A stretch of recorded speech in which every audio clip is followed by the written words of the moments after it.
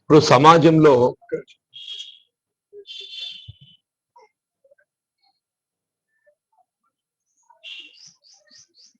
సామాజికంగా ఆర్థికంగా వెనుకబడినటువంటి ఒక దళిత వర్గాలే కానీ బలహీన వర్గాల సంక్షేమం కొరకు ఏదైతుందో రాజ్యాంగం కల్పించినటువంటి ఒక హక్కులు వారందరికీ జనాభా దామాషా ప్రకారంగా కల్పింప చేయాలనేటువంటి ఒక భావనతోని వీళ్ళ కాంగ్రెస్ పార్టీ వీళ్ళ ఏ దశాబ్దాల తరబడి నుండి వీళ్ళ ముఖ్యంగా దళిత సమాజానికి సంబంధించి వర్గీకరణ అనేటువంటి ఒక అంశం నాన్సబడుతూ రావడం జరిగిందో దానికి సుప్రీంకోర్టు తీర్పుకు అనుగుణంగా మన తెలంగాణ రాష్ట్రంలో తీర్పు వచ్చిన తదుపరి వీళ్ళ మొట్టమొదటి రాష్ట్రం తెలంగాణ రాష్ట్రం అని చెప్పంటుంది. తెలంగాణ రాష్ట్రం ఏదైతుందో దళితుల్లో ఉండేటువంటి ఒక జనాభా ప్రాతిపదికన సామాజిక ఆర్థిక వెనుకబడతాన్ని పరిగణలోకి తీసుకొని ఏబిసి వర్గీకరణ చేయబడే విధంగా చట్టం రూపొందింప చేయబడటానికి మన శాసనసభలో మన నివేదిక సమర్పింప చేయబడటం, అట్లాగే వీళ్ళ బలహీన వర్గాలకు సంబంధించి కూడా వీళ్ళ బలహీన వర్గాలకు సంబంధించినటువంటి ఒక రిజర్వేషన్ సౌకర్యాల కల్పనలో ఇవాళ రాష్ట్ర అత్యున్నతమైనటువంటి ఒక న్యాయస్థానం ఒక డెడికేటెడ్ కమిషన్ ద్వారా మాత్రమే ఇవాళ బలహీన వర్గాలకు కల్పించేటువంటి ఒక రిజర్వేషన్ సౌకర్యాలను కల్పించేటువంటి అవకాశం ఉంటుందని చెప్పని పేర్కొనడంతో తెలంగాణ రాష్ట్రానికి సంబంధించి కాంగ్రెస్ పార్టీ ఈ బలహీన వర్గాలకు ఏదైతే వారి జనాభా ప్రాతిపదికన మరి కల్పించవలసినటువంటి రిజర్వేషన్ సౌకర్యాలు కల్పించాలనే ఒక భావనతోని డెడికేటెడ్ కమిషన్ ఏర్పాటు చేయటము, ఆ డెడికేటెడ్ కమిషన్ నివేదికకు అనుగుణంగా రిజర్వేషన్ సౌకర్యాలు కల్పింప చేయబడాలనేటువంటి ఒక భావనతోని మొన్నటి శాసనసభలో శాసన మండలిలో నివేదిక సమర్పింప చేయబడినటువంటి అంశం మనకు తెలిసిందే. ఆ నివేదికకు సంబంధించి కొన్ని రాజకీయ పార్టీలే కానీ లేక కొన్ని ప్రజా సంఘాలే కానీ భిన్నాభిప్రాయాలు వ్యక్తం చేయడంతో వాళ్ళలో ఉండేటువంటి అనుమానాలు కూడా నివృత్తి చేయవలసిన బాధ్యత ప్రభుత్వంపై ఉంది అనేటువంటి ఒక భావనతో ఏమాత్రం భేషజాలకు పోకుండా వాళ్ళు ఏదైతుందో 96.9 వరకు మాత్రమే ఈ కుల గణనలో ఆ కుటుంబాలు ఏదైతుందో వారి యొక్క వివరాలు ఇవ్వడం జరిగింది. 3.1% ఆఫ్ గృహాలు ఏదైతుందో కుటుంబాలు వారి యొక్క వివరాలు మరి ఈ సర్వే ఎన్యూమరేటర్స్ కు ఇవ్వడం జరగలేదు. కాబట్టి the survey is short of చేస్తున్నాయి. వివిధ రాజకీయ పార్టీలు వాళ్ళ అభిప్రాయాలు వ్యక్తం చేస్తున్నాయి. బలహీన వర్గాలకు సంబంధించి కేవలం మనం కుల గణనతోనే సరిపెట్టలేము, ఆ కుల గణన జనాభాకు అనుగుణంగా వాళ్ళు రిజర్వేషన్ సౌకర్యం కల్పింపజేయబడ్డప్పుడు మాత్రమే మనం ఆశించినట్టు ఒక ఫలితం పొందగలుగుతామని ఒక భావన అందరూ కూడా వ్యక్తం చేశారు. ఎవరైతే ఆ భావనలు వ్యక్తం చేస్తున్నారో వాళ్ళు మాటలకే పరిమితం కాకుండా చేతల రూపకంగా కాంగ్రెస్ పార్టీ ఏదైతుందో ఒక కన్స్ట్రక్టివ్ నిర్మాణాత్మకంగా వ్యవహరించాలనేటువంటి భావనతోని 40% రిజర్వేషన్ కల్పింపజేయబడ్డ ఇటు స్థానిక సంస్థల ఎన్నికల్లో కానివ్వండి, అటు విద్యా ఉద్యోగాలలో కానివ్వండి, స్థానిక సంస్థల ఎన్నికల్లో విద్యా ఉద్యోగాలలో 42% రిజర్వేషన్ సౌకర్యం కల్పింప చేయబడటానికి కాంగ్రెస్ పార్టీ ఒక నిబద్ధత గల రాజకీయ పార్టీగా కల్పింప చేయాలనేటువంటి ఒక భావనతోని ఎందుకంటే రేపు డిబేట్ డిస్కషన్ లో ఈ 3.1% షార్ట్ ఫాల్ కూడా డిబేట్ కు వస్తుంది. మీరు సంపూర్ణంగా లెక్కలు సేకరించలేదని చెప్పని ఆ భావన రాకుండా ఉండడానికి కొరకు ఏదైతే ఈ షార్ట్ ఫాల్ 3.1% కు తిరిగి అవకాశం కల్పిస్తూ 28 రూపు ఏదైతుందో మనకి లెక్కలు సరే పూర్తి అయిపోతే ఫస్ట్ వీక్ ఆఫ్ మార్చ్ లో తెలంగాణ రాష్ట్ర ప్రభుత్వం వీళ్ళ ముఖ్యమంత్రి రేవంత్ రెడ్డి గారి యొక్క ఆధ్వర్యం లోపల శాసనసభలో బిల్లు ఆమోదింప చేసుకొని వీళ్ళ కేంద్ర ప్రభుత్వం నివేదించి కేంద్ర ప్రభుత్వం ద్వారా పార్లమెంట్ లో ప్రవేశపెట్టి పార్లమెంట్ లో బిల్లు ఆమోదింప చేసుకొని దాని తదనుగుణంగా రాజ్యాంగ సవరణ చేపట్టబడ్డట్టయితే మనం వెనువెంటనే ఏదైతుందో రేపు రాబోయే స్థానిక సంస్థల ఎన్నికల్లో 42% రిజర్వేషన్ మన బలహీన వర్గాల వారికి కల్పించే అవకాశాలు లభిస్తాయి. 3.1% లోటు అనేది అయితే అభిప్రాయం వ్యక్తం చేయడం జరిగిందో దాన్ని కూడా పూర్తి చేయబడే విధంగా సరే ఈ 3.1 సంబంధించిన కుటుంబాలు ఎవరెవరు ఏ ఏ కారణాలతోని వారి వివరాలు మరి ఎన్యూమినేటర్స్ ఇవ్వడం జరగలేదో అది ఏ పరిస్థితి ఇవ్వడం జరగలేదో సరే ఆ కారణాల్లోకి పోకుండా ఇప్పుడు ఎందుకంటే కొద్ది మంది ఏదైతుందో రాజకీయ కారణాలతో ఇవ్వనటువంటి కుటుంబాలు కూడా ఉన్నాయి. రాజకీయ కారణాలతో ఇవ్వాలి. ఉదాహరణకు కేసీఆర్ గారు ఉన్నారు, కేటీఆర్ గారు ఉన్నారు. ఒక బాధ్యత గల పౌరుడుగా ఉండి ఏదైతుందో వాళ్ళ వివరాలు ఇవ్వడం వాళ్ళ యొక్క బాధ్యత. అందుకని వాళ్ళ కుటుంబ వివరాలు ఇవ్వడం జరగలేదు. అది హరీష్ రావు గారు ఇచ్చారు. సారీ హరీష్ రావు గారు నాకు ఐడియా, కవిత గారు ఇచ్చారు. హరీష్ రావు గారికి నాకు ఐడియా లేదు, కవిత గారు ఇచ్చారు. ఆ 3.1 షార్ట్ ఫాల్ ను కూడా తిరిగి సర్వే చేయబడే విధంగా మళ్ళీ వారికి అవకాశం ఇవ్వటానికి కొరకు ఏదైతే రాష్ట్ర ప్రభుత్వం నిర్ణయం తీసుకోవటం ఇది రేపు బహుశా 16 నుండి 28 వరకు అనుకుంటా 16th to 28th వరకు ఏదైతుందో ఈ సర్వే తిరిగి చేపట్టి అంటే ఎవరైతే మొదటి సర్వేలో వాళ్ళ వివరాలు ఇవ్వలేకపోయిందో వాళ్ళ వివరాలు ఇవ్వబడే విధంగా ఆ వివరాలు ఇచ్చిన తదుపరి కూడా ఏదైతున్నదో ఈ రిజర్వేషన్ సౌకర్యాల కల్పనకు సంబంధించి కూడా తెలంగాణ రాష్ట్రం కాంగ్రెస్ పార్టీ ఏదైతున్నదో ఒక నిబద్ధత గల రాజకీయ పార్టీగా రిజర్వేషన్ సౌకర్యం కల్పింప చేయబడటానికి ఏ రాజ్యాంగ సవరణ అవసరం అని చెప్పని మనం భావించడం జరుగుతుందో ఆ రాజ్యాంగ సవరణ చేయబడటానికి కావాల్సినటువంటి ఒక విధి విధానాలు ముందుగా ఏదైతుందో శాసనసభలో ఏదైతుందో ఇలా బలహీన వర్గాలకు ఏదైతే కాంగ్రెస్ పార్టీ మరి 42% రిజర్వేషన్ సౌకర్యం కల్పించాలని చెప్పిన భావించడం జరిగిందో ఆ 42% రిజర్వేషన్ బలహీన వర్గాలకు కల్పింపు చేయబడే విధంగా రాజ్యాంగాన్ని సవరణ చేయబడటానికి ఒక మార్గంగా ఏదైతుందో తెలంగాణ రాష్ట్ర ప్రభుత్వ శాసనసభ ద్వారా ఏదైతుందో ఈ బిల్ ఆమోదింప చేసుకొని దాన్ని కేంద్రంలో ఏదైతుందో చట్టబద్ధత కల్పింప చేయబడటానికి పార్లమెంట్ లో ప్రవేశపెట్టారు. రాబోయే పార్లమెంట్ ఏదైతుందో మనం మార్చి ఎన్నికలు మన పార్లమెంట్ వస్తుంది సెషన్ పార్లమెంట్ లో ఏదైతుందో ఆ బిల్ ఆమోదింప చేసుకొని దానికి అనుగుణంగా రాజ్యాంగ సవరణ చేపట్టి బలహీన వర్గాలకు 42% రిజర్వేషన్ చట్టబద్ధత కల్పింప చేయబడే విధంగా వీళ్ళ కాంగ్రెస్ పార్టీ రాష్ట్రంలో అధికారం ఉన్నది కాబట్టి గౌరవ ముఖ్యమంత్రి రేవంత్ రెడ్డి గారు ఏదైతే ఉందో దాని చేతల రూపకంగా అమలు చేయబడాలనే సంకల్పంతో షార్ట్ ఫాల్ 3.1% సర్వే తిరిగి చేపట్టడం రేపు శాసనసభలో దాని బిల్లు ఆమోదింప చేసుకొని కేంద్రానికి తీసుకెళ్తారు. నిజంగా నేను నిర్ణయం పట్ల యావత్ సమాజం హర్షం వ్యక్తం చేస్తుంది. యావత్ సమాజం హర్షం వ్యక్తం చేస్తుందని చెప్పంటున్నా. ఇలా బలహీన వర్గాలకు సంబంధించి వీళ్ళ కాంగ్రెస్ పార్టీ కేవలం మాటలకే పరిమితం కాకుండా చేతల రూపంగా వారికి 42% రిజర్వేషన్ హక్కు కల్పింపజేయబడే విధంగా చర్యలు చేపట్టడానికి నిర్ణయం తీసుకున్న పట్ల యావత్ సమాజం హర్షం వ్యక్తం చేస్తుంది.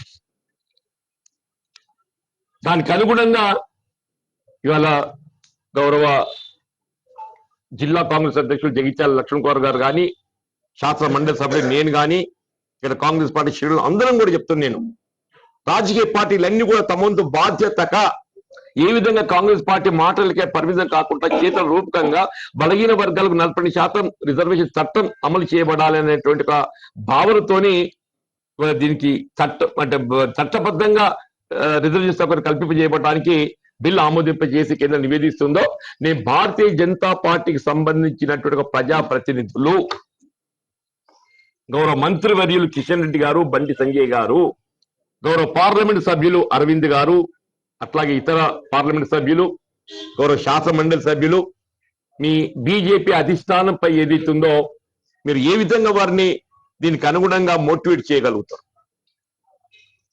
మీరు ఏ విధంగా దీన్ని మోటివేట్ చేయగలుగుతారు? రేపు మార్చి పార్లమెంట్ ఉంది, దీన్ని ఆన్సవలసిన అవసరం లేదు.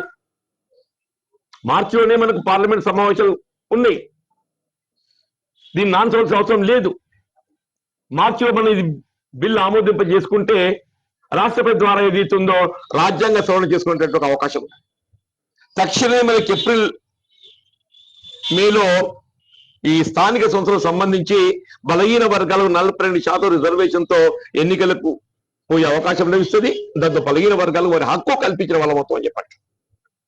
ఆ విధంగా రాజకీయ పార్టీ అన్ని కూడా స్పందించాలని చెప్పని కోరుతూ, ముఖ్యంగా రేపు శాసన మండలి ఎన్నికలు వస్తున్నాయి. ఈ శాసన మండలి ఎన్నికల్లో కూడా ఇది గతంలో ఈ పట్టభద్రుల నియోజకవర్గానికి సంబంధించి నేను ప్రాతినిధ్యం వహించడం జరిగింది. ఇప్పుడున్న పరిస్థితులలో మరి నరేందర్ రెడ్డి గారిని విద్యా సంస్థల అధినేత ఆల్ఫోర్సే వారిని ఈ పట్టభద్రుల నియోజకవర్గానికి అభ్యర్థిగా కాంగ్రెస్ పార్టీ అధిష్టానం నిర్ణయం చేయడం జరిగింది. వారు ఎన్నికల ప్రచార కార్యక్రమంలో భాగంగా ఏదైతుందో స్థానిక కాంగ్రెస్ నాయకత్వం, కాంగ్రెస్ కార్యకర్తలను సమాయుక్తం చేయడానికి రేపు ఇక్కడ జగిత్యాలకు వస్తున్న సందర్భంగా పొన్నాల గార్డెన్ లో ఉదయం 10 గంటలకు మరి కాంగ్రెస్ పార్టీ కార్యకర్తల సమావేశం నిర్వహింపజేయబడడం జరిగింది. దీనికి ముఖ్య అతిథిగా ఏదైతుందో జిల్లా కాంగ్రెస్ అధ్యక్షులు మరి గౌరవ ధర్మపురి శాసనసభ్యులు అడ్డూరి లక్ష్మణ్ గారు ఏదైతుందో దీనికి ముఖ్య అతిథిగా వస్తున్న సందర్భంగా నేను జగిత్యాల నియోజకవర్గానికి సంబంధించినట్టు కాంగ్రెస్ నాయకులు, కార్యకర్తలు అందరికీ కూడా నేను సవినీయంగా విజ్ఞప్తి చేస్తున్నా, రేపటి సమావేశంలో పాల్గొని మన పట్టభద్రుల నియోజకవర్గానికి సంబంధించిన అభ్యర్థి నరేందర్ రెడ్డి గారు ఏదైతున్నదో వారి విజయం కొరకు ఏ స్థానాన్ని అయితే మనం గతంలో అంటే ఇప్పుడు ఇంకా స్టిల్ వీఆర్ రిప్రజెంటింగ్ మన టర్మ్ ఏదైతే మార్చి 29కి అయిపోతుంది. మన తదుపరి ఏదైతుందో దీని ప్రాతినిధ్యం మన కొనసాగబడే విధంగా కాంగ్రెస్ పార్టీ నరేందర్ రెడ్డి గారి యొక్క గెలుపు కొరకు ఏదైతుందో అందరం కూడా ప్రిఫరెన్షియల్ ఓట్ ఏదైతే మొదటి ప్రాధాన్యత ఓటుతో మనం ఫస్ట్ కౌంట్ లో గతంలో ఏ విధంగా మనం ఫస్ట్ కౌంట్ లో గెలుపు పొందడం జరిగిందో రేపు నరేందర్ రెడ్డి గారు కూడా ఫస్ట్ కౌంట్ లో గెలుపు పొందే విధంగా అందరం కూడా కృషి చేయడానికి రేపు ఉదయం 10 గంటలకు పొన్నాల గార్డెన్ ఈ కాంగ్రెస్ కార్యకర్తల జగిత్యాల నియోజకవర్గ సమావేశానికి అందరూ కూడా ఇందులో పాల్గొనాలని చెప్పని విజ్ఞప్తి చేస్తుంది. నిజంగా అంటే రాష్ట్ర ప్రభుత్వం ఏదైతుందో వీళ్ళ తెలంగాణ రాష్ట్ర ప్రభుత్వ గౌరవ ముఖ్యమంత్రి గారు ఏదైతే ఈ 42% రిజర్వేషన్ సంబంధించి వీళ్ళ కాంగ్రెస్ పార్టీ పరంగా ఈ రిజర్వేషన్ కల్పింపు చేయబడటానికి కట్టుబడి ఉంది. పార్టీ పరంగా వారు శాసనసభలోనే నివేదించారు. వీళ్ళ చట్టపరంగా దీన్ని అమలు చేయడానికి ఏదైతుందో వీళ్ళు ఏ సుప్రీంకోర్టు తీర్పుకు అనుగుణంగా 50% క్యాప్ మించకూడదని చెప్పని ఉన్నదో unless we go for constitution అమెండ్మెంటే సాధ్యం కాదు. కాబట్టి వీళ్ళ ఎన్నికలు సత్వరమైన నిర్వహించాలనే భావిస్తే ఆ షార్ట్ ఫాల్ ఏదైతుందో 42కు దాన్ని మీ పార్టీ పరంగా పూజిస్తాం, మేము కల్పిస్తాం అని పేర్కొనడం జరిగింది.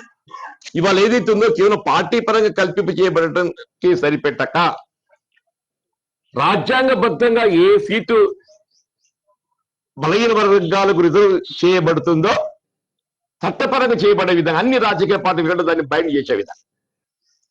ఉదాహరణకు బీఆర్ఎస్ పార్టీ అంటుంది మేము 42% రిజర్వేషన్ అమలు చేయాలని చెప్పి ఎస్ వీ వెల్కమ్, రేపు పార్లమెంట్ లో మీరు సమర్థించండి. ఇలా భారతీయ జనతా పార్టీ ఏదైతున్నదో మీరు 42% రిజర్వేషన్ కల్పించాలని చెప్పండి. నిజంగానే భారతీయ జనతా పార్టీ వాళ్ళ కేంద్రంలో అధికారంలో ఉన్నది. మిత్రులు ఆర్ కృష్ణయ్య గారు ఏదైతుందో భారతీయ జనతా పార్టీకి సంబంధించి రాజ్యసభలో సభ్యుడు. వారు డిమాండ్ చేస్తున్నారు 42% రిజర్వేషన్ చట్టబద్ధ కల్పించాలని చెప్పారు. 42% రిజర్వేషన్ చట్టబద్ధ కల్పింపు చేయబట్టడానికి తెలంగాణ రాష్ట్ర ప్రభుత్వం చొరవ తీసుకుంటుంది. మీకు ఏదైతుందో విజ్ఞప్తి ప్రభుత్వానికి చట్టపరంగా చేస్తుంది. నేను మిత్రుడు కిషన్ రెడ్డి గారు కేంద్ర మంత్రివర్యులు, బండి సంజయ్ గారు మీరు కేంద్రంలో మంత్రివర్గ సభ్యులు ఉన్నారు. మీపై బాధ్యత ఉన్నది. అధికారంలో ఉన్నటువంటి ఒక రాజకీయ పార్టీ ఎప్పటికీ కేవలం మాటలకే పరిమితి కాకూడదు. Whether it is in the state or in the centre. రాష్ట్రంలో కానీ కేంద్రంలో కానీ అధికారంలో ఉన్నట్టు ఒక రాజకీయ పార్టీ ఇది కూడా మాటలకే పరిమితి కాకూడదు. చేతల రూపకంగా దాన్ని అమలు చేసి చూపెట్టిన బాధ్యత ఆ రాజకీయ పార్టీలపై ఉంటుంది.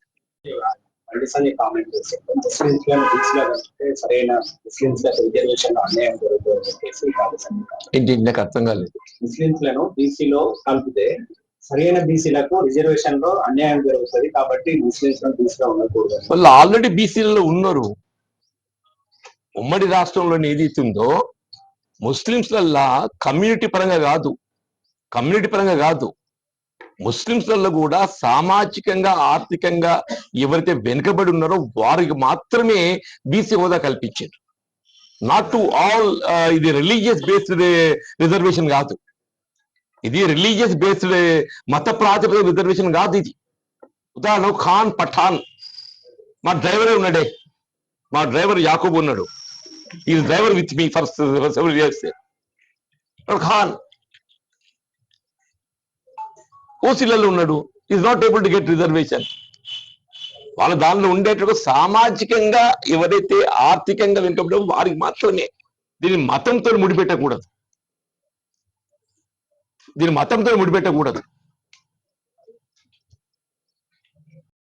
సంజయ్ గారు ఏదైతుందో సరే, ముస్లిం అనేది మత ప్రాతిపదికన కాకుండా సామాజికంగా ఆర్థిక వెనుకబాటుతనాన్ని పరిగణలోకి తీసుకొని రిజర్వేషన్ సౌకర్యం ఉమ్మడి రాష్ట్రం కలిసి కల్పించబడ్డం తెలుస్తుంది. ఈ అంశానికి సంబంధించి ఇలా బలహీన వర్గాల రిజర్వేషన్ సంబంధించి ఏ డెడికేటెడ్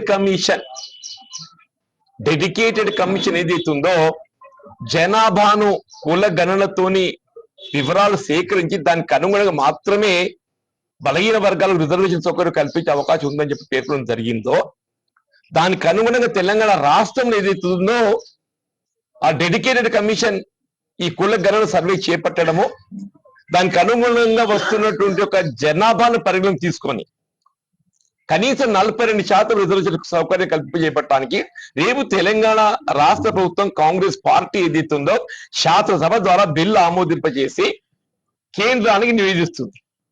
మిత్రుడు బండి సంజయ్ గారు ఏదైతున్నదో ఊరికే మత విద్వేషాలు తెచ్చగొట్టే ప్రసంగాలు కాకుండా బలహీన వర్గాల సంక్షేమాన్ని కాంక్షించే వాడిగా ఏదైతుందో బలహీన వర్గాలకు వారి జనాభా ప్రాతిపదిక కల్పించాల్సిన రిజర్వేషన్ 42% కల్పింప చేపట్టడానికి ఏదైతుందో మీరు పార్లమెంట్ లో ఆ బిల్లు ఆమోదింపజేసి రాష్ట్రపతి ద్వారా రాజ్యాంగ సవరణకు తోడ్పడాలని చెప్పి విజ్ఞప్తి చేస్తున్నా. గౌరవనీయులు పెద్దలు రాష్ట్ర ముఖ్యమంత్రి వర్యులు పెద్దలు రేవంత్ రెడ్డి గారు, గౌరవనీయులు రాష్ట్ర పిసిసి అధ్యక్షులు అఖిల భారత కాంగ్రెస్ పార్టీ నాయకులు రాహుల్ గాంధీ గారు భారత్ జోడో ఆ రోజు కన్యాకుమారి టు కాశ్మీర్ వరకు పాదయాత్రలో భాగంగా తెలంగాణ రాష్ట్ర పాదయాత్ర పర్యటనలో భాగంగా దేశంలో ఉన్నటువంటి బలహీన వర్గాలకు కులగణన జరగాలి, ఎవరి లెక్క ప్రకారం వారికి ప్రభుత్వ ఫలాలు అందాలి, అందరి మేలు జరగాలని చెప్పి వారు తీసుకున్న నిర్ణయాన్ని అఖిల భారత కాంగ్రెస్ పార్టీ అధ్యక్షులు మల్లికార్జున గారు, సోనియా గాంధీ గారి నేతృత్వంలో పట రాహుల్ గాంధీ గారి నిర్ణయాన్ని గౌరవ ముఖ్యమంత్రి వర్యులు మరి పెద్ద ఎత్తున రాష్ట్రంలో ఉన్నటువంటి మంత్రివర్గము, కాంగ్రెస్ పార్టీకి సంబంధించినటువంటి యావత్తు ఏదైతే ఈ రాష్ట్రంలో ఉన్నటువంటి పెద్ద ఎత్తున అధికారులు 1,00,000 మంది అధికారులతోని ఈ కులగణనకు సంబంధించినటువంటి ప్రక్రియ మొదలు చేసి పూర్తి చేసుకున్న సందర్భంలో పట్ల ఏదైతే మిగిలిపోయినటువంటి కొంత శాతాన్ని మరి అది కూడా పూర్తి చేయాలి. ఎవరైతే కులగణనలో పాల్గొన్నటువంటి వారు ఎవరైతే కుటుంబాలు ఉన్నాయో, ఎవరైతే పెద్దలు ఉన్నారో వారు కూడా ఆ కులగణనలో అవకాశం ఇవ్వాలి. మరి అవకాశాన్ని బట్టి ఆ ముఖ్యమంత్రి గారు కానీ మంత్రివర్గ సహచర పెద్దలు కానీ అదేవిధంగా మొన్న శాసనసభలో మీరు యావత్ తెలంగాణ రాష్ట్ర ప్రజలందరూ కూడా చూసినారు. ఒక అంశాన్ని, ప్రజలకు మేలు జరిగే అంశాన్ని బీసీ కులగణన కానీ ఏదైతే దళిత వర్గానికి చెందినటువంటి ఎస్సీ వర్గీకరణ విషయంలో కానీ అసెంబ్లీలో శాసనసభలో చర్చించి అందరి యొక్క రాజకీయ పార్టీల యొక్క శాసనసభల యొక్క అభిప్రాయం మేరకు ఏక అభిప్రాయంతో తీర్మానం చేసి అమలు చేసే ప్రక్రియ మొదలు పెట్టడం జరిగింది. మరి దానిలో భాగంగా నిన్న గౌరవ ముఖ్యమంత్రి వర్యులు గౌరవ మంత్రివర్గ పెద్దలందరూ కూడా నిర్ణయం తీసుకొని ఆ మిగిలిపోయినటువంటి ఎవరైతే మా బలహీన వర్గాలకు సంబంధించినటువంటి కుటుంబాలకు కూడా చివరి అవకాశంగా 28వ తారీఖు వారికి అవకాశం ఇచ్చినందుకు పెద్దలు జీవన్ రెడ్డి గారి తరఫున ఎమ్మెల్సీగా జిల్లా కాంగ్రెస్ పార్టీ జగిత్యాల తరఫున మనస్ఫూర్తిగా వారికి నేను శుభాకాంక్షలు. అదేవిధంగా మన పెద్దలందరికీ కూడా, ఎందుకంటే ఒకటే మా ఇప్పుడున్నటువంటి పెద్దలు అఖిల భారత నాయకులు రాహుల్ గాంధీ గారు మొదటి నుంచి ఒకటే మాట్లాడారు, ఎవరైతే ఎంతైతే జనాభా 2010 సుమారు 70 సంవత్సరాల క్రితం ఈ యొక్క జనాభాకు సంబంధించినటువంటి బీసీ కులగణన జరిగింది. అప్పటి నుంచి ఇప్పుడు జరగలే.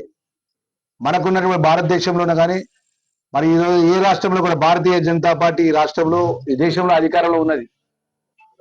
మన బలహీన వర్గాలకు సంబంధించినటువంటి ఒక ప్రధానమంత్రి దేశంలో ఉన్నాడు. మరి ఆయన రాష్ట్రంలో ఈ భారతదేశంలో భారతీయ జనతా పార్టీ ప్రభుత్వం రాష్ట్రాలలో ఉన్నది. ఏ రాష్ట్రంలో ఎవరు కూడా ముందుకు రాలే.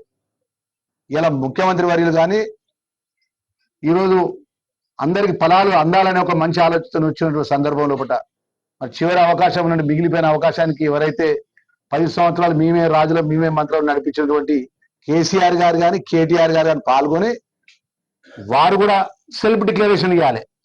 కులగణన లోపల జనాభా యొక్క కులగణన లోపల నా ఇంటికి వచ్చిండు, నన్ను అడిగితే నాకున్నటువంటి ఆస్తి ఏంది, నాకున్నటువంటి భూమి ఏంది, నాకున్నటువంటి సైకిల్ మోటార్ ఏంది, నాకు ఈ కార్యాన్ని డిక్లరేషన్ ఇచ్చారు.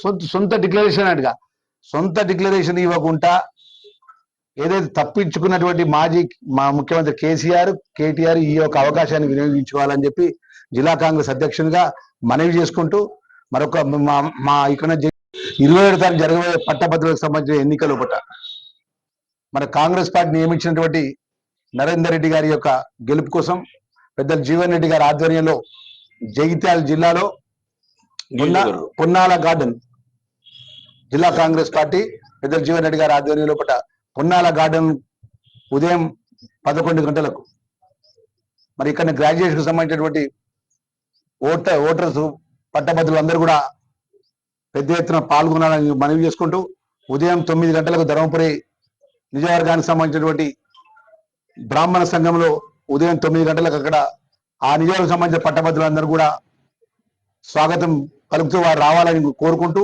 అదేవిధంగా జగిత్యాలకు సంబంధించిన అసెంబ్లీ సెగ్మెంట్ లో ఉన్నటువంటి పట్టభద్రు ఓటర్లంతా కూడా కాంగ్రెస్ పార్టీ శ్రేణులు పెద్దలు కూడా 11 గంటలు కూడా పొన్నాల గార్డెన్ కూడా హాజరు కావాలని కూడా మనవి చేసుకుంటూ, రాబోయే కాలంలో ఏదైతే మార్పు కోరుకొని గౌరవ ముఖ్యమంత్రి రేవంత్ రెడ్డి గారి నేతృత్వంలో పిసిసి అధ్యక్షులు మహేష్ కుమార్ గౌడ్ గారు ఒక బలహీన వర్గాలకు సంబంధించిన ఒక బిడ్డ, మరి వారి నేతృత్వంలో రాబోయే కాలంలో ప్రజలకు ఇచ్చిన మాట అమలయ్యే విధంగా ప్రభుత్వం పనిచేసే విధంగా మేమందరం కలిసికట్టుగా ముందుకు వెళ్తామనే విషయాన్ని మరొకసారి మనవి చేసుకుంటూ, మరొకసారి రాష్ట్ర ముఖ్యమంత్రి వర్యులకు అదేవిధంగా మంత్రివర్గానికి ఏదైతే 28వ తారీఖు వరకు అవకాశం ఇచ్చినందుకు మరొకసారి శుభాకాంక్షలు అభినందనలు తెలియజేసుకుంటూ, రేపు పెద్ద ఎత్తున కూడా పట్టభద్రులకు సంబంధించిన ఏదైతే ఈరోజు నిరుద్యోగ పట్టభద్రులు అందరూ కూడా మనవి చేసుకుంటున్నాం. 10 సంవత్సరాల రాజ్యంలో వెళ్ళినటువంటి టీఆర్ఎస్ బీఆర్ఎస్ పార్టీ ఒక్క ఉద్యోగం ఇవ్వలే, ఒక్క నోటిఫికేషన్ ఇవ్వలే.